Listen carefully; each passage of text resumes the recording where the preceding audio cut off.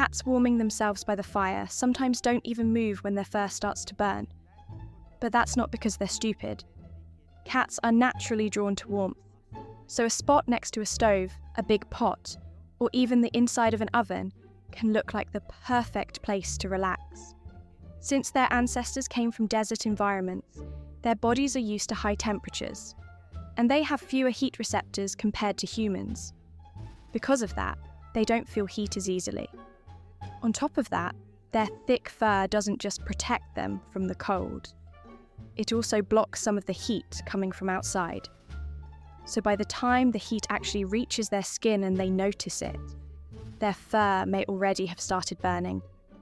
Still, as long as the fire hasn't reached the skin, there's usually no need to panic. Burnt fur will shed and grow back naturally over time, especially with proper nutrition and depending on the season.